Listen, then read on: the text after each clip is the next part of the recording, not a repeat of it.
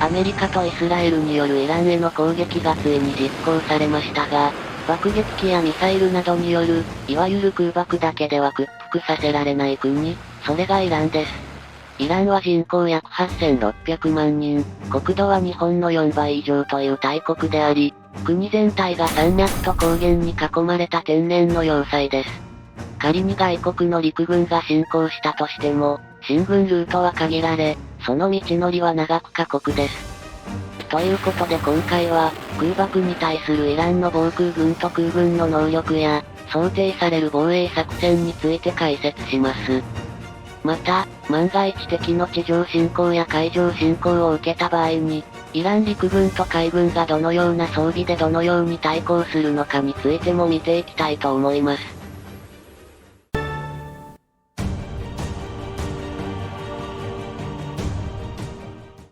まず、イラン軍は非常に独特な組織構造となっており、イラン正規軍であるアルテシュと、革命防衛隊 IRGC の2つの組織を持っています。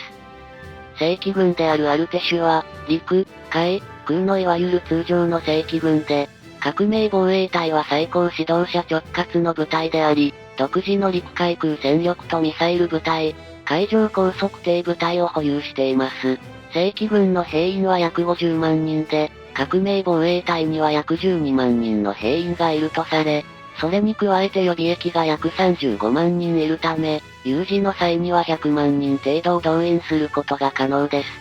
また、イランは約40年ほどもアメリカからの経済制裁を受けつつも、兵器の国産化を進める自立型軍事体制を推進。それでも兵器の多くが旧式ですが、回収能力が高く延命運用が得意。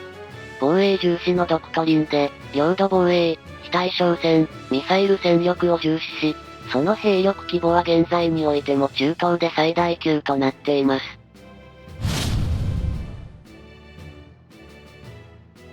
まずイランが重要視している防空能力ですが、重要拠点を守るためのレーダー網、指揮通信、そして長距離、中距離、短距離の地対空ミサイルと、近接防空を何重にも重ねた統合運用を目指しています。ところが、2025年6月にイスラエルとアメリカがイランを攻撃した12日間戦争を踏まえると、この構造で最も狙われやすい急所は、防空ミサイルの発射機そのものよりも、目と頭、つまりレーダーと指揮系統だという点がはっきり見えてきます。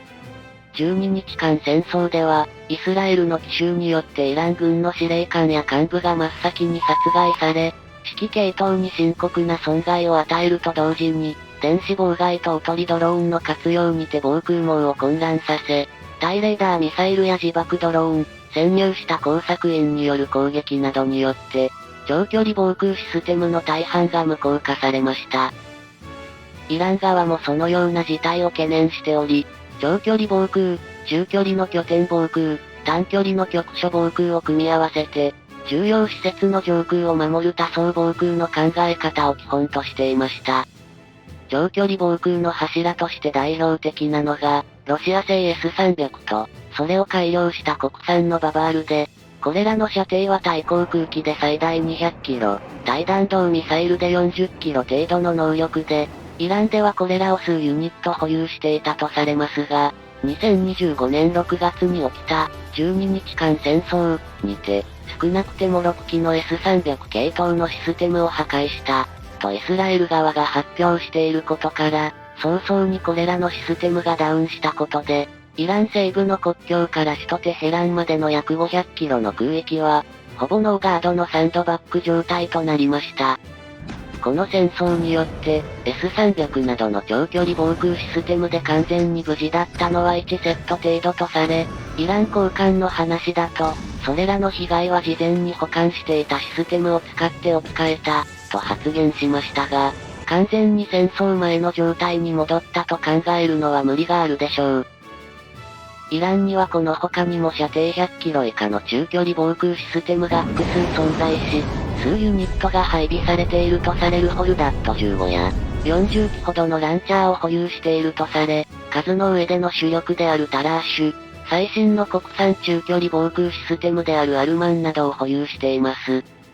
ホルダット15については少なくても9セットを分散運用していましたが、12日間戦争にてイスラエルがホルダット15を破壊した映像が公開されており、こちらもそれなりの損害を負ったと思われます。40機ほどのランチャーを保有しているタラーシュについては、ある程度残存していると見られますが、肝心のレーダーを破壊されたことで、長距離防空システムと同様にその性能を発揮できませんでした。短近距離防空用としては、ロシアのブーク系列であるホルダット3やタバス、ロシアのトール、米国のホークを改良したメルサドなど、もろもろ合わせて数百機を保有しており、これらはレーダーとミサイルランチャーが一体化しているものも多く、スタンドアロンで自立稼働できるため、長距離防空システムを守るための兵器として配置されることも多いです。12日間戦争では、イスラエルがイランの長距離防空システムを優先的に排除していることから、それに随伴している短近距離システムの損耗も必然的に大きかったことが予想できます。とはいえ、これらは絶対数が多く、容易に再配置できるため、全体としては、かなり消耗した、とは言えますが、最低限補える程度の残存戦力は維持している、と見るのが妥当でしょう。